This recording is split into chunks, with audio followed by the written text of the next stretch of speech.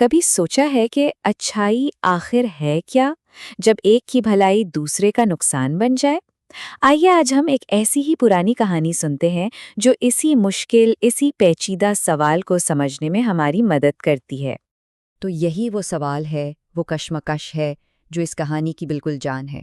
ذرا سوچئے، ایسی صورتحال جہاں ایک کی دعا دوسرے کے لیے بد دعا جیسی ہو۔ چلیں دیکھتے ہیں کہ یہ کہانی اس مسئلے کو کس طرح سے ہمارے سامنے لاتی ہے۔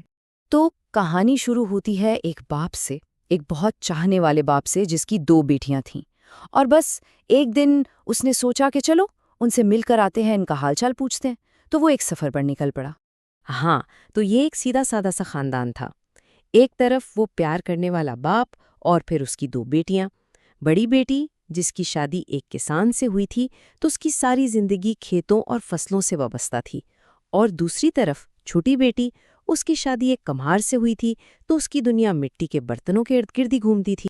تو باپ سب سے پہلے اپنی بڑی بیٹی کے گھر پہنچا، ہاں وہی جو کسان کی بیوی تھی۔ اسے بس یہی جاننا تھا کہ بیٹی کیسی ہے، اس کی زندگی میں سب ٹھیک ٹھاک ہے یا نہیں۔ بیٹی نے بڑے ارمان سے، بڑی امید سے جواب دیا۔ اب دیکھیے، ان کے لیے بارش کا مطلب صرف پانی نہیں تھا، وہ تو ان کی خوشحالی تھی، پورے سال کی جو کڑی محنت تھی نا، اس کا صلہ تھا۔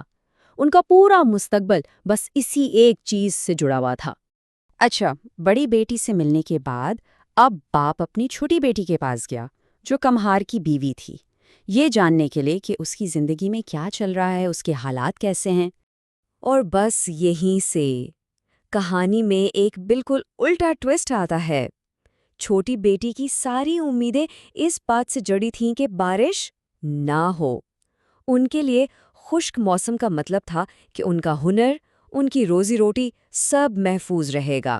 تو اب وہ بیچارہ باپ ایک عجیب ہی کشمکش میں پھنس گیا، ایک ایسی صورتحال جس کا کوئی آسان حل نہیں۔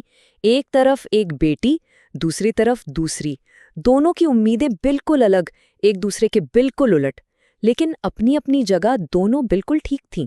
سوچو، ایک ہی چیز، بارش، ایک کے لیے رحمت تھی تو دوسرے کے لیے زحمت۔ یہاں پر یہ فرق اور بھی صاف نظر آتا ہے۔ اگر بارش ہوتی ہے تو کسان کامیاب، ان کی محنت رنگ لاتی ہے، اور اگر بارش نہیں ہوتی تو کمہار کامیاب، اس کی بنائی ہوئی چیزیں بچ جاتی ہیں۔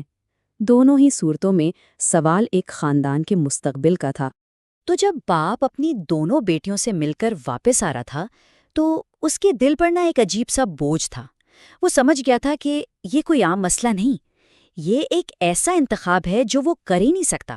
اسے احساس ہو گیا تھا کہ اسے چننا نہیں ہے، مطلب وہ کیسے ایک بیٹی کی خوشی مانگ سکتا تھا جبکہ اس کی قیمت دوسری بیٹی کو چکانی پڑتی۔ یہ تو ایک ایسا بوجھ تھا جو کوئی بھی باپ نہیں اٹھا سکتا۔ اور پھر اسی بے بسی کے عالم میں اس نے آسمان کی طرف دیکھا اور دل سے ایک دعا کی۔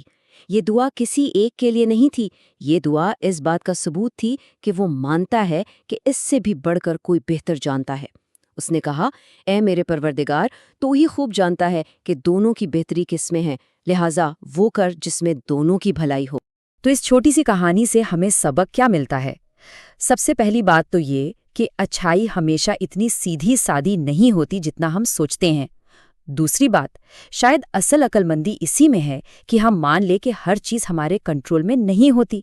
اور آخر میں یہ کہانی سکھاتی ہے کہ کسی ایک طرف جھکنے کے بجائے ایک ایسے نتیجے کی امید بھی کی جا سکتی ہے جس میں سب کا بھلا ہو۔ اور یہیں آ کر یہ کہانی ہمیں ایک آخری اور شاید سب سے گہرے سوال کے پاس چھوڑ دیتی ہے کہ جب حالات ایسے ہوں، جب نتیجے ایک دوسرے سے اس طرح جڑے ہوں، تو کسی کے لیے بہترین کی خواہش کرنے کا اصل مطلب کیا ہوتا ہے؟ یہ سوچنے والی بات ہے۔